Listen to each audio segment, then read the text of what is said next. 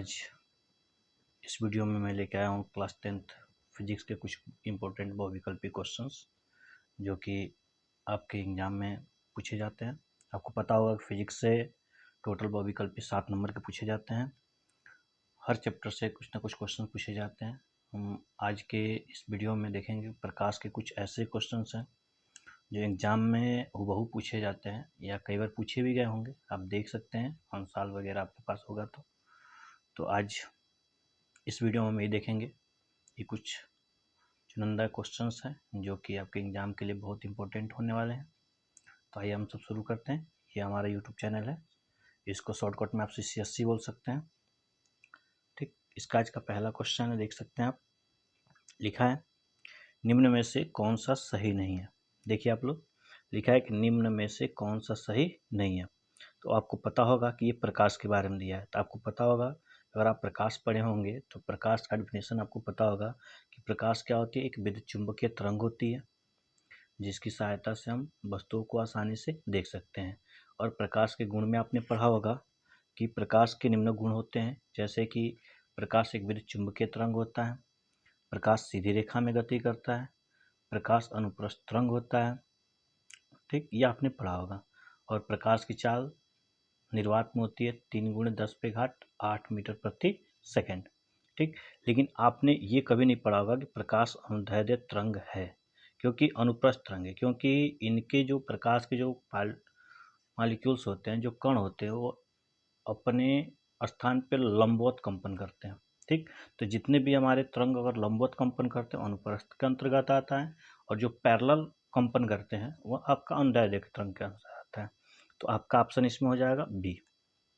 ठीक, तो आपका इसमें समझ में आ गया कि निम्न में से कौन सा सही नहीं है। देखिए ये सही है, प्रकाश विद्युत चुंबकीय तरंग है, ये आपका सही है।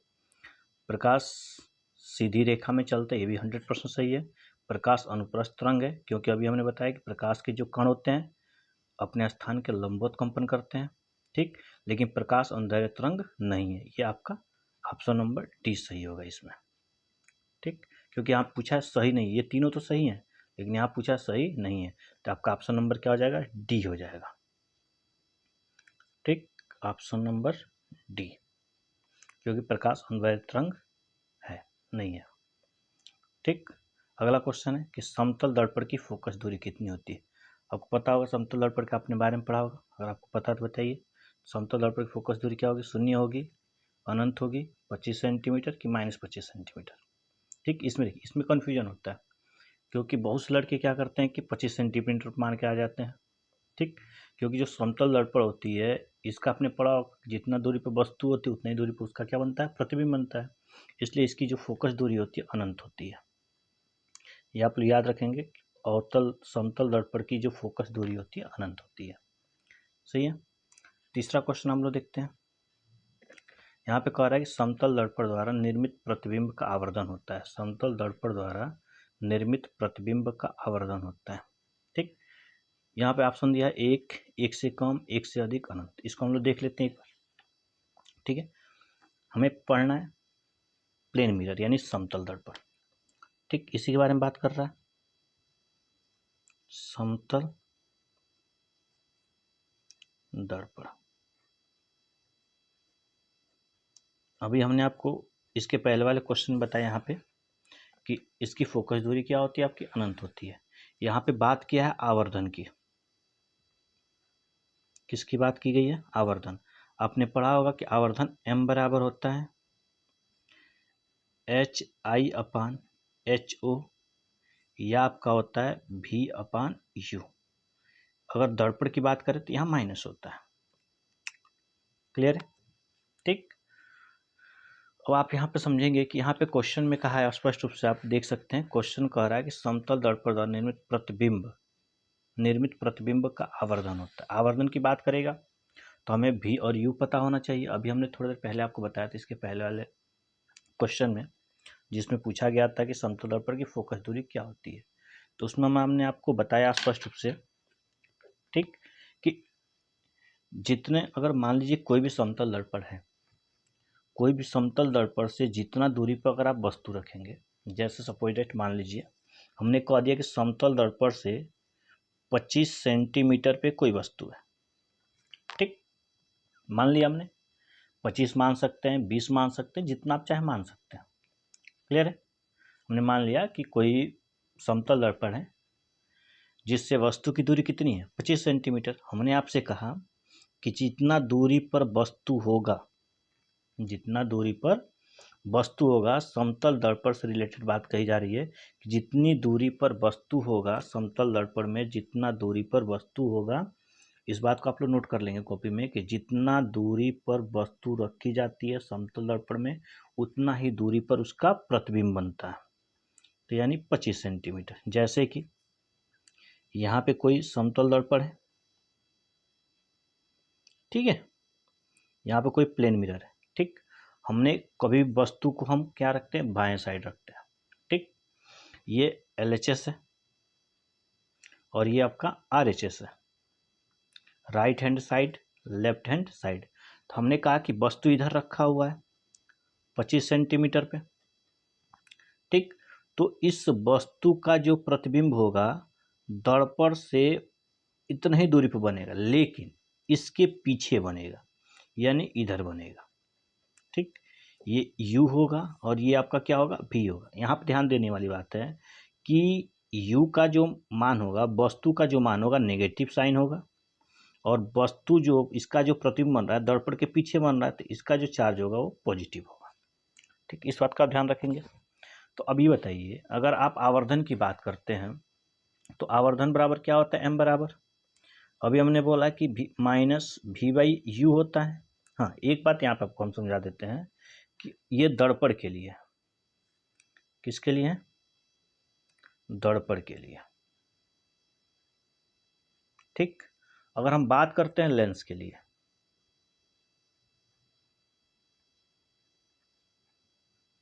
अगर लेंस का आवर्धन पूछता है तो वो आपका V/U हो। तो बहुत इसमें कन्फ्यूजन है, तो ये समझ देख लीजिएगा आप लोग, क्योंकि अगर लेंस दर्पण का आवर्धन पूछेगा तो -V/U होता है, ठीक। अगर लेंस के लिए पूछता है तो M बराबर V/U होता है, इसमें माइनस का प्रयोग नहीं होता है। इस बात को आप लोग ध्यान में रखेंगे। क्लियर? तो अगर यहाँ पे अगर हम बात करते हैं, हमने कहा कि -V का मान भी 25 मान लिया गया हमने, और इसका भी मान भी -25, तो माइनस माइनस प्लस हो जाएगा, यानी कितना आ जाएगा आपका, 1 आएगा। कितना आएगा, 1। तो इतना आप याद रखेंगे कि जो इतना भी हमारा आवर्धन होता है, समतल दर्पण का आवर्धन हमेशा 1 होता है, न कि 1 से अधिक होगा और ना ही 1 से कम होगा। देखिए आप लोग, यहाँ 1 दिया है, 1 से कम दिया है, 1 से अधिक दिया और अनंत दिया है, ठीक। तो ऑप्शन ए हमारा सही होगा इसमें। क्लियर आपको, यहाँ तक आपको समझ में आया? ठीक, अगले क्वेश्चन की बात करते हैं।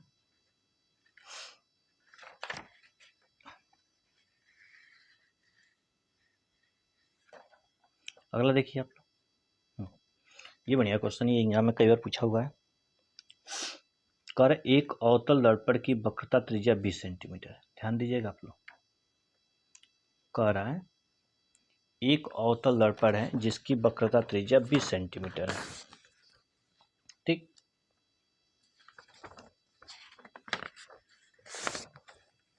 देखिए यहाँ पर दिया हुआ है कि एक अवतल दर्पण है, दर्पण की बात किसकी की गई है, अवतल की,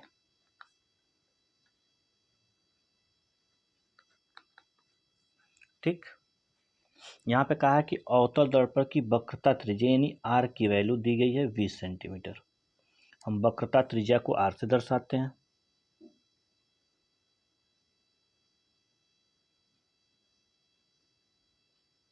ठीक। ये दर्पण कौन सा है, अवतल। एक बात याद रखिएगा आप लोग, ठीक। अवतल दर्पण जो होता है उसकी वक्रता त्रिज्या माइनस में होती है और उत्तल दर्पण की वक्रता त्रिज्या प्लस में होती है, ठीक है। इसको आप लोग ध्यान में रखेंगे। हाँ, यहाँ पे क्वेश्चन की बात की गई है कि इसकी वक्रता त्रिज्या कितनी है, 20 है, तो इसकी फोकस दूरी ज्ञात करनी है। तो फोकस हमें निकालनी है, फोकस दूरी। तो फोकस दूरी दिख रहा है आपको, हाँ दिख रहा है। फोकस दूरी F बराबर होता है R/2, तो अब यहाँ माइनस छूट गया है, माइनस यहाँ पर नोट कर लेंगे हम। तो ये हो गया -20/2, यानी आ गया आपका -10 सेंटीमीटर। यानी अवतल दर्पण की फोकस दूरी क्या होती है, माइनस में होती है, और उत्तल दर्पण की फोकस दूरी प्लस में होती है। अब देखिए यहाँ पे एक चीज और है, लेंस हो या दर्पण हो, अवतल लेंस हो या अवतल दर्पण, दोनों की फोकस दूरी सदैव माइनस होती है। उत्तल दर्पण हो या उत्तल लेंस हो, दोनों की फोकस दूरी सदैव पॉजिटिव होती है। ठीक, तो यह हमारा आ गया ऑप्शन नंबर बी, यानी -10 सेंटीमीटर। देखिए यहाँ +10 भी दिया है। ठीक, ऐसे एग्जाम में कन्फ्यूजन के लिए दे देगा, अगर माइनस भी दिया है और प्लस भी दिया है तो आप लोग बहुत लोग क्या करेंगे कि इस पर ट्रिक करके आ जाएंगे, तो हमारा 1 नंबर का क्वेश्चन गलत हो जाएगा। अगले क्वेश्चन पे आते हैं। हाँ, यहाँ फिर दिया हुआ है, एक गोलीय दर्पण की वक्रता त्रिज्या 30 सेंटीमीटर। फिर वही क्वेश्चन है, लेकिन यहाँ पे एक चीज समझने वाली है, यहाँ पे दिया हुआ था अवतल दर्पण, ठीक, और यहाँ पे दिया है गोलीय दर्पण। जब गोलीय दर्पण की बात करेगा तो यहाँ माइनस प्लस की बात नहीं करेंगे हम लोग। ठीक है, समझ में आपको, यहाँ पे माइनस प्लस की बात नहीं होगी। तो कह रहा है इसकी वक्रता, फिर सेम क्वेश्चन है, वक्रता त्रिज्या यानी r इक्वल टू कितने का है, 30 सेंटीमीटर है। ठीक है, तो इसकी फोकस दूरी निकालनी है, तो f इक्वल टू r/2 अभी हमने बताया। ठीक, तो f इक्वल टू क्या होगा, 30/2, यानी f बराबर कितना सेंटीमीटर, 15 सेंटीमीटर। ठीक, ये आ गया आपका, ये क्वेश्चन नंबर कितना है, 5 है, यानी क्वेश्चन नंबर 5, 15 सेंटीमीटर। अगले क्वेश्चन की बात करते हैं हम, 6 नंबर की। ठीक है, 6 नंबर क्वेश्चन देखिए क्या कह रहा है, कह रहा है कि उत्तल दर्पण की फोकस दूरी ज्ञात कीजिए जिसकी वक्रता त्रिज्या 32 सेंटीमीटर। सेम वही क्वेश्चन है, यहाँ पे अवतल की बात किया गया है, यहाँ पे उत्तल की बात किया गया है। तो कह रहा है उत्तल दर्पण की फोकस दूरी ज्ञात करनी है, यहाँ पे कॉमा दिया, इसका मतलब ये ज्ञात करनी है, जिसकी वक्रता त्रिज्या 32 सेंटीमीटर है। ठीक, देखिए ये एनसीईआरटी में ऐसे ही क्वेश्चंस पूछे जाते हैं ताकि आप कंफ्यूज होंगे। यहाँ देखिए कह रहा है कि उत्तल दर्पण की फोकस दूरी होगी जिसकी वक्रता त्रिज्या कितनी है, 32 सेंटीमीटर, यानी कितनी होगी। ठीक, तो फिर यहाँ पे वक्रता त्रिज्या की बात की गई है, तो फिर हम यहाँ पे आर की वैल्यू रखेंगे, तो आर इक्वल टू दिया है 32 सेंटीमीटर, ये उत्तल के लिए है। ठीक है, उत्तल में इसका चिन्ह क्या होता है, प्लस होता है। ठीक, अगर एफ की बात करता है तो r/2 होगा, यानी 32/2, यानी 16 सेंटीमीटर। तो ऑप्शन नंबर इसमें कौन सा सही है, बी सही है। ठीक, अगले क्वेश्चन पे आते हैं हम लोग। कह रहा है कि वक्रता त्रिज्या का मात्रक होता है। देखिए, यानी वक्रता त्रिज्या का मात्रक यानी आर जो है आपका, ये आर, कैपिटल आर जो है, इसका मात्रक की बात किया गया है। किसकी, मात्रक के। अब बताइए मात्रक क्या क्या दिया आपका, ऑप्शन में देख लिया जाए। मात्रक आपका दिया है मीटर, सेंटीमीटर, मिलीमीटर, इनमें से सभी। एक बात बताइए, इसका मात्रक जो होता है वो सेंटीमीटर भी ले सकते हैं हम, ठीक, इसका मात्रक मीटर में भी ले सकते हैं हम, इसका मात्रक मिलीमीटर में भी ले सकते हैं कि नहीं, क्योंकि तीनों तो एक ही है। फर्क क्या है, ये सबसे बड़ा मात्रक है, यानी इसमें इन तीनों में सबसे बड़ा है। अब ये मत समझिए कि दूरी का सबसे बड़ा मात्रक मीटर, ऐसा कुछ नहीं। इन तीनों में सबसे बड़ा क्या है, मीटर है, इससे छोटा सेंटीमीटर है, और इससे छोटा आपका मिलीमीटर है। क्लियर है, ठीक है, तो ये तीनों इसके मात्रक हो सकते हैं, सेंटीमीटर भी हो सकता है, मीटर भी हो सकता है, और मिलीमीटर भी हो सकता है। तो इसमें हम ऑप्शन नंबर किस पे जाएंगे, डी पे जाएंगे, क्योंकि इनमें से सभी हो सकता है। ठीक है, अगले क्वेश्चन की 8 नंबर की बात करें तो कह रहा है कि एक उत्तल दर्पण की फोकस दूरी 10 सेंटीमीटर है, तो दर्पण की वक्रता त्रिज्या क्या होगी। फिर से वही क्वेश्चन आ गया, कह रहा है कि उत्तल दर्पण है, उत्तल दर्पण की फोकस दूरी, उत्तल दर्पण की फोकस दूरी कितने का दिया है, तो कह रहा है 10 सेंटीमीटर दिया हुआ। तो कह रहा है इसकी वक्रता त्रिज्या, तो अभी हमने बताया वक्रता त्रिज्या बराबर क्या होता है, 2 गुणे फोकस दूरी। तो यानी आपका कितना हो जाएगा, 2 गुणे 10, 10 यानी 20 सेंटीमीटर। यानी उत्तल दर्पण की फोकस दूरी अगर 10 होगी तो उसका दोगुना हो जाएगा उसकी वक्रता त्रिज्या। यानी ऑप्शन नंबर कौन सा है आपका, 20 यानी बी। ठीक, क्वेश्चन नंबर तीसरे पे चलते हैं। ये बढ़िया क्वेश्चन है। ठीक, ध्यान से देखेंगे इसको। कह रहा उत्तल लेंस द्वारा किसी वस्तु का वास्तविक उल्टा एवं बड़ा प्रतिबिंब बनाने के लिए वस्तु को रखना चाहिए। देखिए, अगर आप लेंस के फोकस पे रखते हैं, ठीक, पहला ऑप्शन है लेंस के फोकस पे। अगर कोई भी वस्तु जब हम फोकस पे रखते हैं तो उस वस्तु का जो प्रतिबिंब बनता है अनंत पे बनता है। तो जब अनंत पे बनेगा तो बहुत बड़ा हो जाता है। ठीक है, तो इसमें तो बहुत बड़ा की बात किया नहीं है, सिर्फ कहा है बड़ा होना चाहिए और वास्तविक होना चाहिए और उल्टा भी होना चाहिए। ठीक है, तो ऑप्शन नंबर ये तो हो नहीं सकता। फिर कह रहा लेंस से टू एफ वन का मतलब वक्रता केंद्र होता है। ठीक है, वक्रता केंद्र जो C1 होता है उस पर अगर वस्तु को रखेंगे तो उसका प्रतिबिंब वक्रता केंद्र उसी पे बनेगा। तो ये जो होता है वास्तविक उल्टा तो होगा लेकिन वस्तु के बराबर होगा। ठीक है, वास्तविक उल्टा होगा लेकिन ये वस्तु के क्या होगा, बराबर होगा। तो ये भी ऑप्शन नहीं हो सकता है।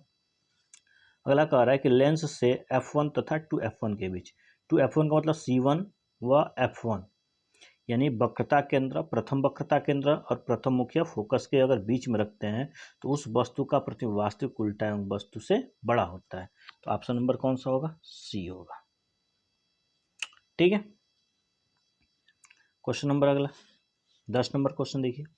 कर एक गोलीय दर्पण की फोकस दूरी आर एफ और वक्रता त्रिज्या आर में संबंध क्या होता है। देखिए, अभी हमने आपको दो सूत्र लिखा है। यहाँ पे हमने यहाँ पे लिखा कि F इक्वल टू होता है R/2 और लिखा R इक्वल टू होता है 2F। अब इन यही दोनों संबंध है हमारा फोकस दूरी और वक्रता त्रिज्या में। अब इन दोनों से देख लीजिए ऑप्शन में जो होगा वही हमारा क्या होगा, सही होगा। ठीक है, इसमें से और इसमें से जो ऑप्शन मिलेगा वो हमारा क्या है, सही है। देखिए, पहला है R इक्वल टू F/2, ये तो है नहीं, ये होगा नहीं। F इक्वल टू 2R यानी ऑप्शन नंबर 20 सही है। ठीक, लास्ट क्वेश्चन इस चैप्टर का, यानी आज की इस वीडियो का लास्ट क्वेश्चन। ठीक, देखते हैं हम लोग। बहुत बढ़िया क्वेश्चन है, 11 नंबर क्वेश्चन है। कारक निर्वात में प्रकाश की चाल 3 × 10⁸ मीटर प्रति सेकंड है, तो कांच में प्रकाश की चाल ज्ञात कीजिए। क्लियर है, कांच में प्रकाश की चाल ज्ञात करनी है आपको। ठीक है, देखते हैं हम लोग। क्वेश्चन कह रहा है निर्वात में प्रकाश की चाल को हम सी से दर्शाते हैं। यानी क्वेश्चन में कह रहा है सी बराबर दिया है 3 × 10⁸ मीटर प्रति सेकंड। तो कह रहा है कि जो हमारा कांच है, क्या किसकी बात किया गया है, कांच की। तो कांच में अगर प्रकाश होकर गुजरेगा तो कितनी स्पीड से उसके अंदर गुजरेगा। ठीक, ये आपको पता होगा। पहली बात की हमें पता है कि अगर किसी भी यानी कांच में प्रकाश की चाल,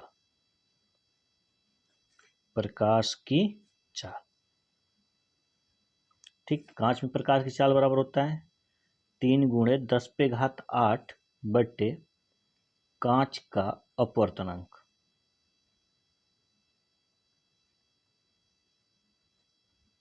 ये एक सूत्र होता है आपका, आपने पढ़ा होगा। शॉर्टकट में इसी को बोला जाता है कि V इक्वल टू C/n, आपने पढ़ा होगा। ठीक है, V equal to C/n, n क्या हमारा अपवर्तनांक है। क्लियर है। ठीक, अब यहाँ पे बात आती है कि देखिए क्वेश्चन ये दो तरह से पूछता है, कभी कभी अपवर्तनांक देगा, कभी कभी अपवर्तनांक नहीं देगा। क्लियर है, ये 2 नंबर में पूछा गया और बहुविकल्पी में पूछा जाता है। ठीक है, तो ये आपका 2 जगह काम कर सकता है। अगर बहुविकल्प में नहीं पूछा तो 2 नंबर में पूछेगा या 4 नंबर में पूछ सकता है, इसका कोई भरोसा नहीं है। इसको सबसे पहले हमें पता होना चाहिए कांच के अपवर्तनांक। कांच के अपवर्तनांक को हम Ng बोलते हैं। ठीक, Ng बराबर होता है, कांच का अपवर्तनांक होता है 1.5। क्लियर। ठीक, हम यहाँ पे रख देंगे 3 × 10⁸ बटे 1.5 मीटर प्रति सेकंड। यहाँ पे अपवर्तनांक का कोई मात्रक नहीं होता है, आपको याद होना चाहिए कि अपवर्तनांक का कोई मात्रक नहीं होता है। ठीक, अब इसको हम अगर डिवाइड करना हो तो यहाँ पे दशमलव है, दशमलव को हटाने के लिए नीचे 10 से गुणा करेंगे तो ऊपर भी 10 से कर लेंगे। ठीक है, तो 10 तिहाई 30 हो गया, गुणे 10 पे घात 8 बट्टे 15, 15 दूना 30, यानी आपका आ गया 2.0 गुणे 10 पे घात 8 मीटर प्रति सेकंड। ये आपका किसका चाल हो गया? प्रकाश की चाल हो गई। किसमें? कांच में। क्लियर? ठीक, ये आप क्वेश्चन आसानी से कर सकते हैं। ठीक, समझ में आया? यानी ऑप्शन इसमें कौन सा सही हो जाएगा आपका? ऑप्शन नंबर डी सही होगा। ठीक, ऑप्शन नंबर कौन सा सही होगा? डी सही होगा। ठीक, अब इसी बेस पे, इसी आधार पे एक हम क्वेश्चन लिख देते हैं, आप उसको करके दिखाना, कमेंट पे इसका आंसर आप लोग देंगे। ठीक, क्वेश्चन है, यदि निर्वात में प्रकाश की चाल 3 गुणे 10 पे घात 8 मीटर प्रति सेकंड हो तो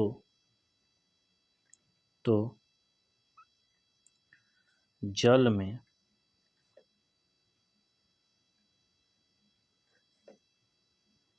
प्रकाश की चाल ज्ञात कीजिए। ये क्वेश्चन आप लोग करके कमेंट में इसका आंसर बताएंगे आप लोग। ठीक है, मैं आशा करता हूँ कि इसका आंसर आप लोग सही सही देंगे। ये आपका होमवर्क है एक क्वेश्चन। ठीक, विषय में अब इसके बाकी वीडियो अब इसके आगे कल। ठीक, ये हम आज बहुत दिनों बाद पहला वीडियो डाले हैं। ठीक है, अब इसी प्रकार से आपका मैथ का भी तैयारी कराएंगे, केवल उसमें यही क्वेश्चन होंगे, चैप्टर वाइज क्वेश्चन डालेंगे जो कि आपके लिए इंपॉर्टेंट होंगे। वही क्वेश्चन जैसे कि कुछ मान लीजिए पहला चैप्टर है आपका वास्तविक संख्या। ठीक, तो उसके बारे में हमने कुछ डिटेल में बता देंगे, आप लोग कॉन्सेप्ट वगैरह बता दिया जाएगा। ठीक, उसके बाद से उसमें टोटल एक्सरसाइज हम नहीं कराएंगे, उसमें आपको जो भी क्वेश्चन एग्जाम में आते हैं या आने वाले हैं या आए हैं, ठीक, उन सारे क्वेश्चन को हम आपको इजीली कराएंगे। ठीक, पर डे कोशिश करेंगे कि पर डे कुछ ना कुछ आपके लिए वीडियो अपलोड करते रहेंगे और आपका साथ रहे तो अच्छा होगा। ठीक, आप जितना सपोर्ट करेंगे, जितना साथ देंगे, उतनी अच्छी सी वीडियो आपको मिलेगी। ठीक है, तो इसके साथ आज का सेशन यहीं पे समाप्त करते हैं। Good night.